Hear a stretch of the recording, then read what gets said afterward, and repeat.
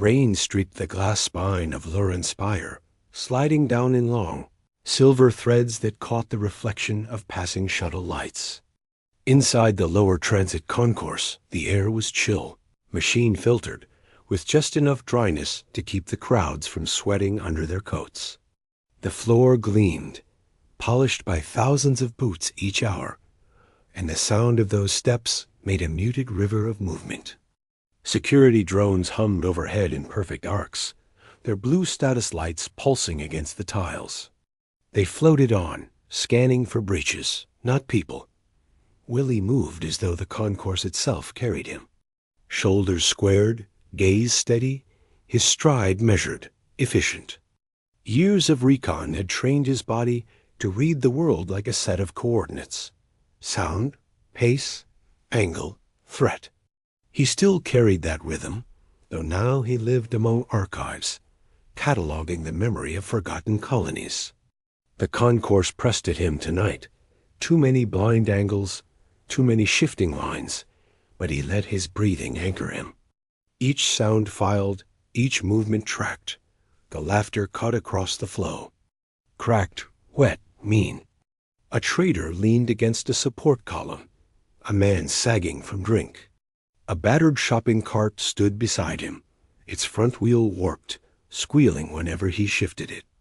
2 half-drained bottles of synth liquor rattled in the child's seat. And behind the cart, she stood. At first, she seemed a shadow fixed in place. Bare feet pressed flat against the cold tile, a thin ceremonial shawl clinging to damp green skin. Bioluminescent freckles shimmered faintly along her collarbones and face, flaring with each breath, then fading like dying embers. Her hair, black and tangled, hung in ropes down her back. She was thin enough that her ribs rose and fell beneath the cloth. At her ankles, faint bruises circled like shackles once removed. The trader jostled her shoulder with the back of his hand. 2 bottles, he called to no one in particular, his grin slurred. Cart and all. Can't say fairer. People slowed, but did not stop. Some turned their heads as if a minor signal had reached them, then snapped their eyes away. The drones hummed overhead, drifting past without pause. No intervention.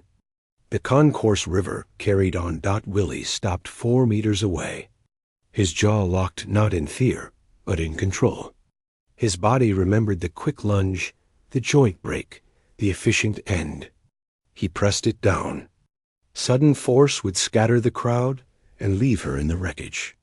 He scanned fast. No custody tags on her ankles, no corporate seal stitched into her shawl. Not listed property. She had simply been stripped of category. The trader's grin widened when he noticed the attention. You look like you need company, friend. Toss her in if you cover disposal. Willie didn't move. He held the woman's gaze instead. For a moment, her amber eyes met his steady, dulled more by defiance than strength. Then she lowered them, jaw trembling once before she stilled it again. That 1 second was enough. He stepped forward. What's your name? Her head twitched at being addressed. Her voice rasped. Arriven, Willie, he said. He turned his eyes on the trader. I'll register the cart for disposal. The man barked a laugh, confusion souring into contempt. Cart's worth nothing. She's the asset. Willie moved past him, bent to the kiosk, and scanned the peeling serial tag on the cart. The machine whirred, spat a receipt, flagged the disposal in the system. He transferred 20 credits, the smallest currency of legitimacy, and took the slip without looking at the attendant. The trader faltered. The grin collapsed into a sour curl, but he said nothing. Willie was already kneeling, reaching into the cart's under compartment. He drew out a pair of standard-issue transit slippers. Disposal always came with them. He held them up. Arriven? He said calmly. May I? She hesitated, then gave a single sharp nod. Willie slid the slippers onto her feet, careful, efficient, not lingering. They molded to her soles, softening her stance. Her breath released, almost a sigh. "You don't have to come," he said quietly. "If you want to walk, walk." Her eyes lifted, longer this time. Fear still lived there, but behind it calculation moved. Survival, caution, the practice scan of someone who had been shifted like freight and wanted to stop. She steadied her jaw. "Shoes, food, a door that locks from inside. You'll have them," he said. She stepped forward, not behind him, but level at his side, her fingers closing over the cart handle. The warped wheel shrieked once as they moved. Willie shifted his weight, silenced it with a press of his hip. The trader muttered something fool. "Waste, she won't last a day," but his voice blurred into the churn of the concourse. Willie didn't look back. A riven matched his pace, shawl drawn tight at her ribs. Above them, drones swept past, their blue lights flashing across her damp hair without pause. They scanned and moved on. She glanced up each time the light crossed her, throat tightening, then eased when Willie slowed half a step, signaling they were not running. The crowd flowed around them, indifferent, and the rain tapped steadily against the glass spine overhead. She stayed at his side. For now, that was enough. The maglift hissed open, spilling them into a side corridor that curved away from the transit concourse. The noise of the crowd collapsed behind the sealed door, leaving a hollow quiet filled only by the faint thrum of condenser fans. Rain slid down the tall glass panels along the outer wall, lines of water racing toward hidden drains. The city's distant glow pressed through the haze, muted orange and pale blue. Willie pushed the cart forward without hurry, angling his hip against the warped wheel to kill its squeal. A Riven walked at his side, shawl clutched around her ribs, eyes scanning every corner as if expecting ambush. They crossed a bridge spanning a lower traffic lane. Magnetic shuttles slipped by soundlessly below, light trails weaving in and out of each other like threads in a loom. A Riven slowed, palm pressing to the glass. For 2 long breaths she stared down at the endless depth, her shoulders rigid. Then she steadied herself and moved on. Willie watched her composure with quiet respect. She didn't freeze, didn't falter brittle, yes, but intact. The municipal archive loomed ahead, a slab of dark stone among towers of glass. It looked more like a bunker than a civic building, its facade windowless, its narrow vents high and grim. Willie swiped the key at the side gate. The lock disengaged with a heavy clunk, and the gate retracted. Inside, the air changed instantly. Warmer, drier, faintly metallic, carrying the smell of old circuitry and paper glue. The echo of their footsteps filled the plain concrete hall. Pipes and seams lined the walls built for function, not visitors. A Riven slowed at the first junction, glancing at door labels, vents, possible exits. Her breathing hitched when the outer door sealed behind them. Willie caught it. "There's no lock on your side of the room," he said evenly. "If you need to leave, you can." Her shoulders lowered by half a notch. She muttered, "People say that. They don't mean it. I do." His voice didn't rise. She seemed to note that. He guided her through 2 more security doors and down a corridor that opened into his lodge, the living annex he had claimed when no one else wanted it. The sudden shift in atmosphere made her stop in the doorway. Warm light pooled from low lamps. Salvaged wood panels covered the walls, breaking the monotony of gray. A high glass dome stretched above the central room, streaked with rain. Shelves crammed with data cores loomed like silent black stones. Near an old heater vent, stacks of folded blankets and a kettle perched as if waiting. A Riven's eyes moved everywhere, at once walls, ceiling, exits checking for traps. Hunger betrayed her only once. In the glance she gave a bolted food cabinet. Willie noted it, but said nothing. Instead he worked the latch, pulling a ration pack free and setting it in plain sight. "You'll want to wash first." Backroom condenser. Water's clean, warm. He laid a towel and one of his spare shirts on the table. She didn't move. Her hand stayed clenched in the thin shawl. "I don't," she began, and stopped herself. "You can lock the door," he said simply. "It only opens from inside. That decided it." She nodded once, quick, and moved past him. Her steps were silent. She glanced once over her shoulder to confirm he wasn't following before the door shut with a click. Willie let his breath out quietly, rolling his shoulders to bleed off tension. Rescue was never the cinematic moment of removal. It was the long aftermath where everything could still collapse. He listened, ready in case the shower hiss sent her into panic. But the condenser cycled on with a steady rush, and no crash followed. He set a kettle on the heater vent to warm Orvan water. From a storage crate, he pulled a soft gray archival shirt, washed thin by years, and cut-down trousers. He laid them neatly on the table beside the towel. Minutes passed. The water ceased. He heard soft movements, deliberate, slower now.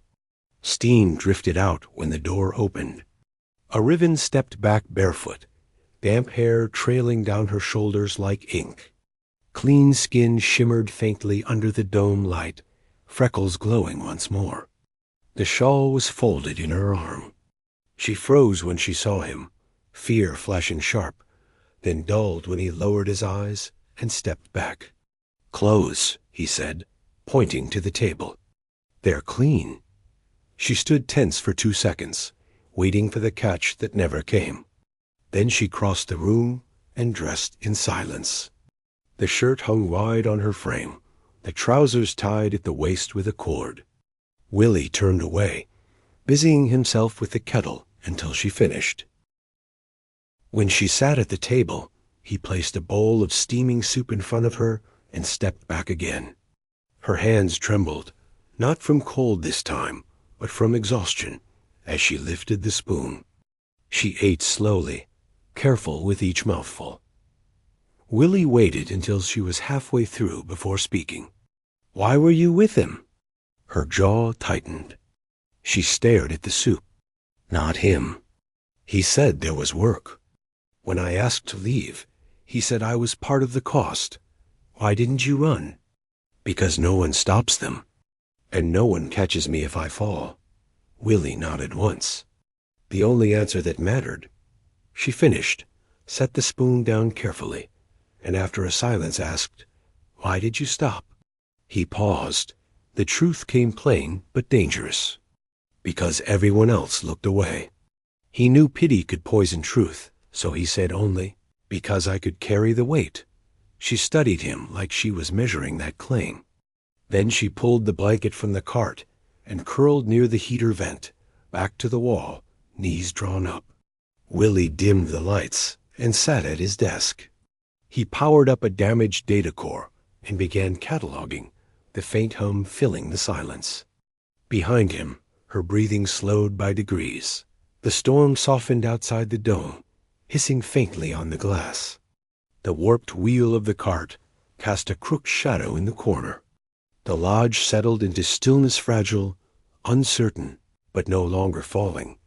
Morning came as a pale gray wash through the dome, light diffused by streaks of rain still clinging to the glass.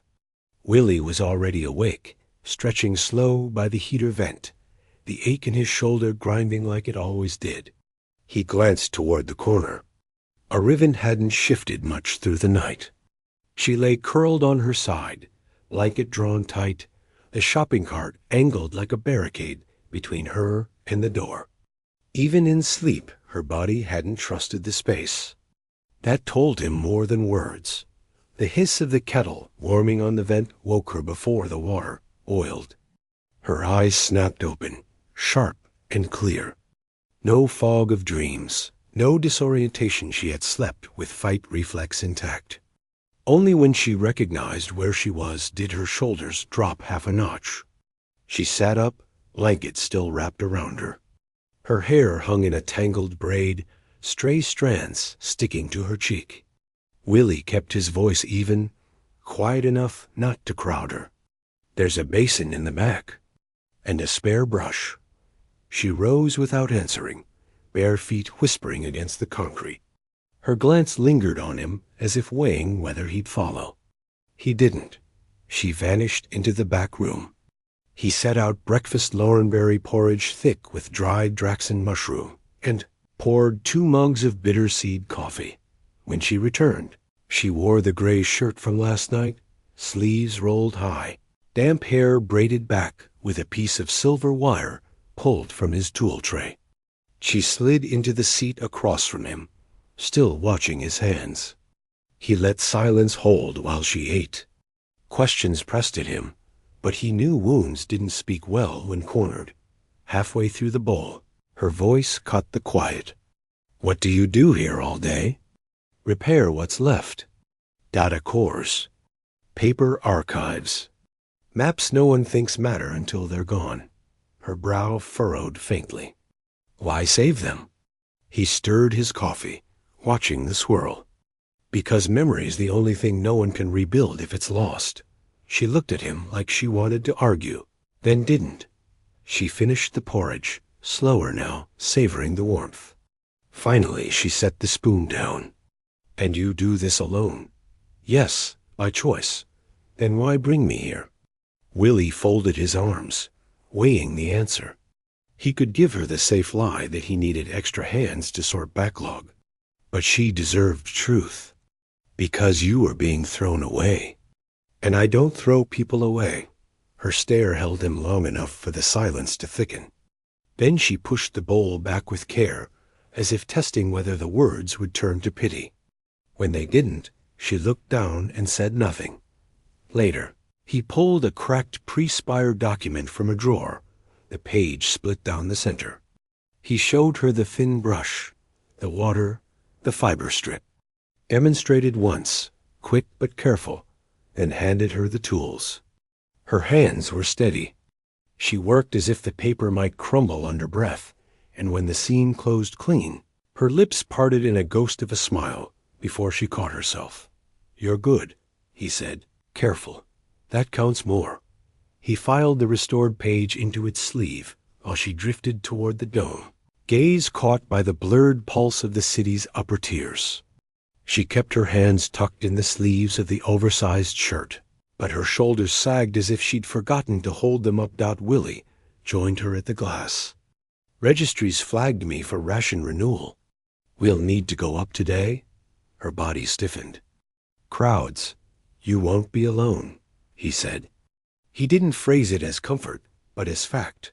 Hours later, they stepped from the maglift into the upper concourse.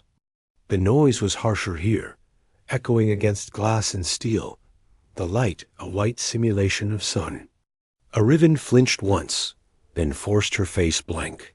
She kept close to his right side, matching his pace but never clinging. Willie moved through the current of people like a fixed line, eyes sweeping doors and patrol paths. Calm but alert. At the registry station, a drone scanned their faces, logged his ration status, and rolled away. 43 seconds. Arivan kept her gaze down, shoulders tense. When they stepped back into the street, she muttered, "They didn't even look. They only look for breaches." Willie said, "That's worse." They cut through a smaller market lane, where the air smelled of fried grain and machine oil. Arivan slowed. Her eyes caught on a strip of cheap fabric, deep violet, frayed at the edges. She stopped walking. "Pick it up," Willie said. She blinked at him. "Why?" "Because you stopped for it." Her throat worked as she swallowed. She stepped back, lifted the fabric, turning it in her hands. The color caught in her eyes, like it belonged. "I don't have." "I do." He transferred 6 credits before she could finish. She carried it tight in her fist all the way back. When they returned to the lodge, she vanished into the back room. Minutes later, she re-emerged with the violet sash tied across her waist over the gray shirt. Her posture taut as if bracing for judgment. "It suits you," Willie said simply. Her breath left her in a small rush, and she tried to hide it. It's just color. Sometimes that's enough. For the first time, her eyes lingered on him without suspicion, and when she curled near the heater vent that night, she left the blanket folded by the cart. The sash was tucked under her elbow, violet against gray, marking the shift silently. The next morning broke clearer, the rain easing to mist that streaked the dome but let light filter down in muted gold. Willie had already set out brushes and fiber strips on the work table. When Riven emerged from the back room, her hair still damp from washing, the violet sash hung neatly knotted at her hip. She hesitated by the table, amber eyes flicking from the tools to him. "Paper mending," he said. "Small, steady work. Good place to start." She sat slowly, fingers brushing the cracked parchment he'd laid between buffered sheets. The document was 2 centuries old, brittle and split through its spine. He demonstrated again. Dip the brush, 1 pass of water, lift and press the fiber strip. His hands moved with practiced speed. Then he gave her the brush. Her shoulders stiffened at the weight of the task. She bent low, holding her breath as if afraid a sigh might tear the page. Each stroke was deliberate, her eyes locked on the seam.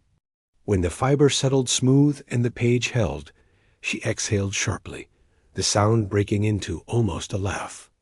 It startled her. She passed the brush back quickly, face closing. "You did it right," Willie said. She shook her head.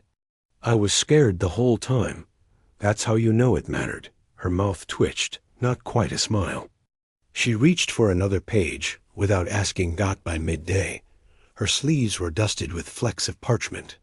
Willie watched how she bent to the work, with the precision of someone who had done this before, not just with hands, but with memory. Her fingers did not tremble.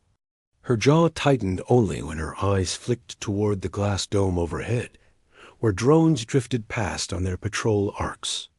He noticed later, when the light dimmed toward afternoon, he suggested the balcony. She stiffened. "Why?" "Light resets the body clock," he said. "Stops drift. Keeps you steady when days blur." She narrowed her eyes but followed. They stepped onto the narrow platform, high above the city's traffic arteries.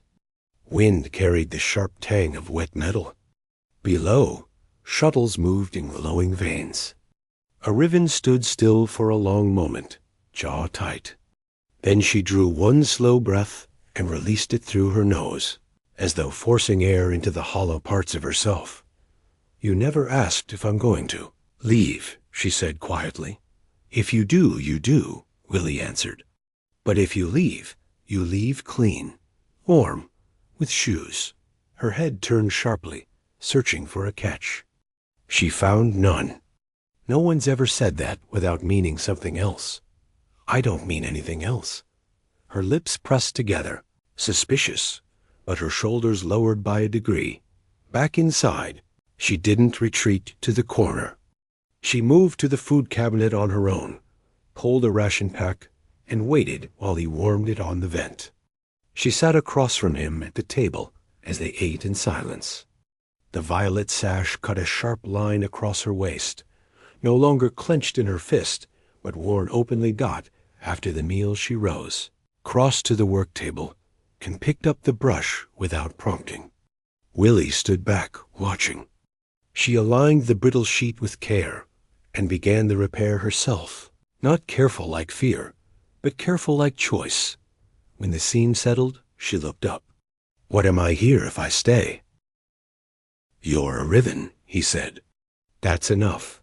She stared at him for a long time, eyes unreadable.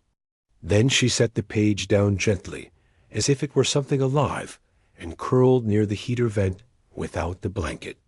She faced the room this time, her shoulders turned open, the violet sash folded neatly beneath her hand. Willie returned to his desk, logged the repaired documents, and listened to her breathing settle. Outside the dome, the city's upper tiers flickered through mist. For the first time since the concourse, the warped wheel of the cart sat still in the corner, silent, no longer angled toward the door. The storm returned in the night, tapping the dome with sharp fingers of rain. Willie woke at the sound of the outer security lock disengaging, his body already half up before he realized no alarm followed. He moved quietly, boots whispering over the floor, and found a Riven crouched by the heater vent. She wasn't fleeing. She was spooning cold porridge from a tin, eating in deliberate mouthfuls. When she saw him, she froze for a heartbeat, then continued calmly, as though deciding not to pretend otherwise. "You don't have to hide food," Willie said. "I'm not," she replied. Her voice was low, steady. "I wanted to know if it would still be here." He studied her for a moment, then nodded once. That seemed to be enough. She kept eating, her back straight, her braid falling forward over one shoulder. He noticed the cart had been shifted closer to the door, angled perfectly, as though it could roll at a second's notice. She wasn't planning to run, not yet, but she was measuring how fast she could if she needed to. He let it pass without comment. Later, when they prepared for the day, he gave her one of his old field jackets, long and heavy. She pulled it on and fastened it tight, hiding the ceremonial shawl she still kept knotted around her waist. She tucked her hair into a braid wound with silver wire and checked the cuffs twice before she seemed satisfied. He noticed her hands stopped trembling once the collar was pulled. High, they left the lodge and climbed through narrow service shafts to the upper concourse. Noise struck instantly. Echoing footsteps, shuttles hissing into bays, the cold glare of artificial daylight. A Riven flinched once, but forced her expression flat. She shadowed Willie's right side, her pace locked to his. He kept his eyes sweeping doors and blind corners. Calm, unhurried. At the ration registry, a drone scanned them and rolled away without a word. 43 seconds. The crowd didn't see her, didn't even register her. On the way out, her voice cut low and bitter. "They didn't even look. They only look for breaches," Willie said. Her jaw tightened. "That's worse." They cut through a quieter market lane on the return. The air smelled of fried grain batter and warm oil. At a stall strung with faded fabric, a Riven slowed. Her gaze caught on a strip of deep violet cloth. She stopped walking. "Pick it up," Willie said. She blinked. "Why?" "Because you stopped for it." Her throat worked as she swallowed. Slowly she stepped back, lifted the fabric, turning it in her hands. It was crude, frayed, but the color caught in her eyes. "I don't have. I do." He transferred 6 credits before she could finish. She kept the fabric rolled tight all the way back. At the lodge, she vanished into the back room. Minutes later, she returned with the strip tied as a sash across her waist. She stood in the doorway as if waiting for rebuke. "It suits you," Willie said simply. Her breath left her in a rush. She looked away quickly, but the faint glow in her freckles lingered. That evening, as they sat at the table repairing brittle charts, the silence between them felt different. Their hands brushed once when passing tools. She stiffened, then forced herself not to pull back. Willie noted it, said nothing. Later, she drifted to the glass dome, eyes on the blurred tiers above. "They used to tell us," she said softly, "if you reached the upper lights, it meant you had value. Do you believe that now?" Willie asked. Her lips pressed thin. "No." She turned her head toward him. "You don't think I should want it?" "I think if they decide you have value only once you stop starving," he said, "then they don't know what value is." A Riven stared at him as if memorizing the exact words. She said nothing. And for the first time, she didn't take the blanket with her when she curled near the heater vent. The violet sash was folded under her elbow. Her body turned toward the room. In the middle of the night, the scrape of metal woke him again. He rose to see her tightening the cart's loose handle bolt with a small wrench from his tool tray. She froze when she caught him watching, then kept going. "Could have asked," he said. "You weren't using it. she replied evenly. If I'm staying, it shouldn't squeal. Her tone wasn't defensive. It was matter of fact, and that caught him off guard. Yesterday, she would have waited for permission. Tonight, she moved like someone beginning to test the shape of belonging. He said nothing more, only set the kettle on to boil and watched her silhouette in the dome light, violet sash glinting faintly against the gray shirt. The cart, newly silent, no longer angled toward the door. It stood still. The following days unfolded in steady rhythm porridge at dawn, mending at the work table, the drone of the heater vent filling the silences between. Arivan worked with precise hands, her focus unwavering, her brow furrowed in concentration as she closed the seams of brittle pages or traced faint ghost lines on half-erased charts. Willie watched the way her shoulders no longer curled inward each time she sat. She had begun to claim space at the table, leaving the blanket folded in the cart untouched. But the city never allowed stillness to last. A pale light from the dome revealed the flicker of a drone outside, hovering longer than usual. Willie's body tightened instantly. He moved to the console by the wall and brought up the municipal alert feed. His ration renewal had triggered a secondary audit, a compliance sweep. Routine, but routine had teeth. He glanced at Arivan. Her eyes were already sharp, following the screen, catching the code strings that scrolled there. "They're flagging you," she said quietly. "Not me." The lodge. His voice stayed calm, clipped. Cross-checking serial tags. "They'll want disposal confirmation." Her throat tightened. The cart. Willie nodded. He tapped the receipt still pinned to the board. A sequence of numbers glowed in the corner. The disposal ID. "This is what holds them off. They'll come looking for me. They'll scan." Not see. The words left his mouth flat, but a sour weight twisted in his chest.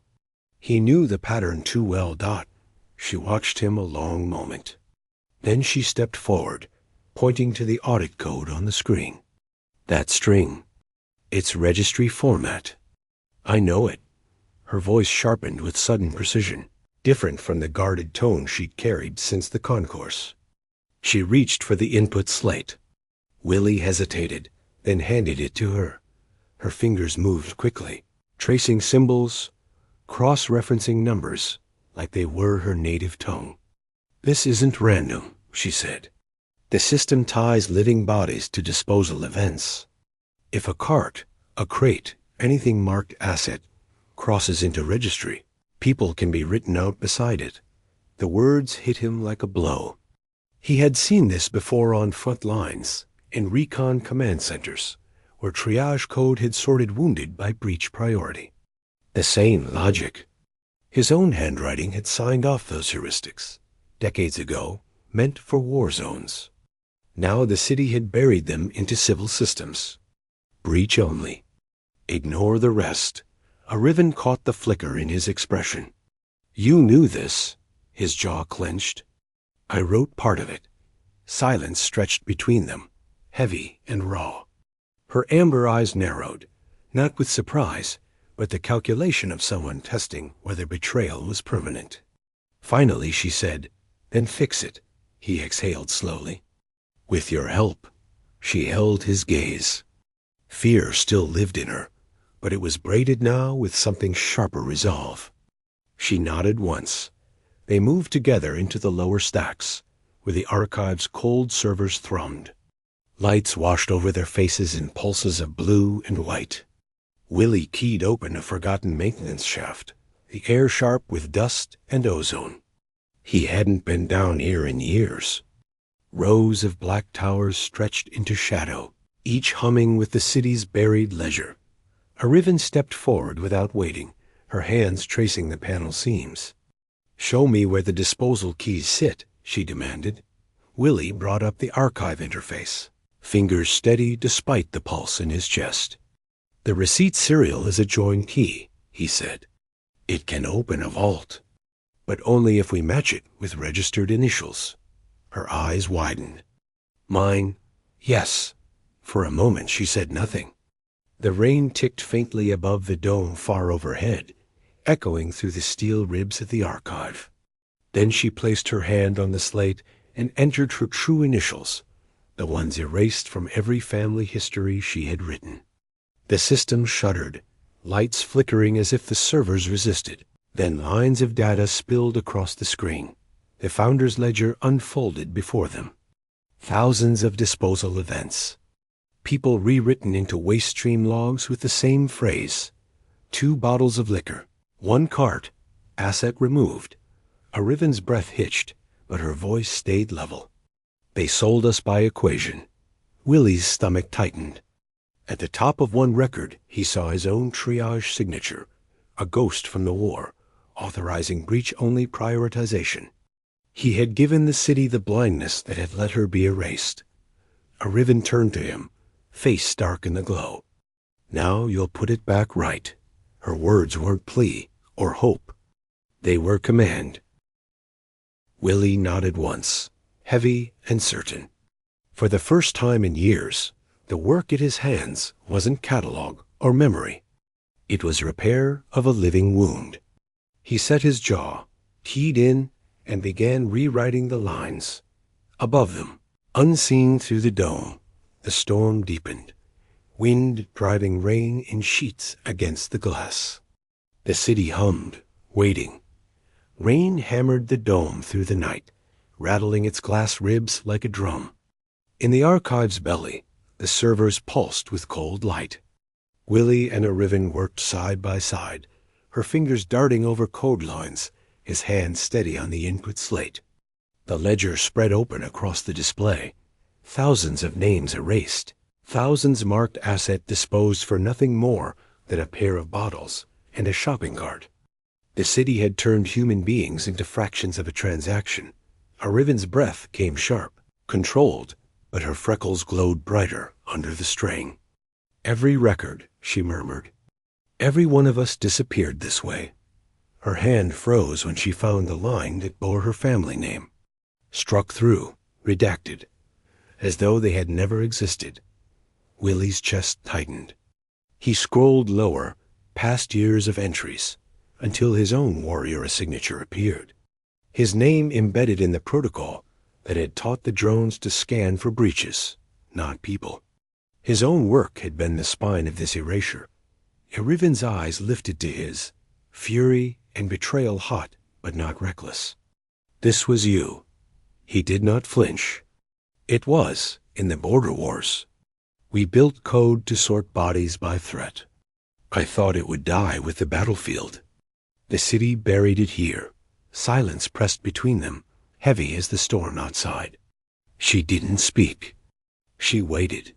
He lowered his voice. I can't take back what I wrote then, but I can write this now. Arivan stared at him for a long beat. Then she stepped closer, her hand covering the slate beside his. Not you alone. We do it together. They keyed the disposal receipt serial, the one Willie had printed to save her, the one tied to the battered cart, and her initials, the ones she had taken back. The vault unlocked. A stream of data surged outward like floodwater, breaking a dam. The drones moved first. High above in the concourse, their blue lights flickered red, then turned white, scanning again, but this time for people in need, not breaches. A trader shoved a child aside at a kiosk. A drone dropped between them, halting his hand. Another drifted toward the concourse edges, scanning for those huddled in doorways. Protect priority. Human safety. Willie and Arivan watched from the dome as the change rippled outward, the city's light grid blinking in concentric waves. For the first time, the drones didn't pass by the invisible. They saw. Her jaw trembled. It worked. Willie set the slate down, his hand shaking with something deeper than fatigue. It won't erase what they did, but it will stop it from happening again. She turned to him, face caught in the glow. For the first time since he'd met her on the concourse, her eyes carried no calculation, no plan for flight. Only a hard, startling clarity. You broke me once without ever knowing my name. Now you gave it back. He felt the words like a blade, but also a kind of absolution. I'll carry both. Outside, the storm eased. Rain softened to a thin veil. The dome streaked, but clearing dot in the lodge. The cart stood in its corner, its wheel oiled silent. It no longer faced the door. Inside it sat folded blankets and sealed jars of seed, waiting for planting. A ribbon touched the violet sash at her waist, a fragile ribbon of color against the gray shirt. She looked at Willie, then leaned her shoulder against his. For a long moment neither spoke. The hum of the city filled the silence. Finally she said, voice low, I think I want to stay. He exhaled slow, steady. Then stay. Not because you're owed. Because you choose. She closed her eyes, leaning her weight fully into him. The freckles along her collarbones pulsed faintly. A live dot, and under the clearing dome of Luran's spire, Willie let himself believe what he hadn't dared until now, that she was no longer surviving. She was beginning to live.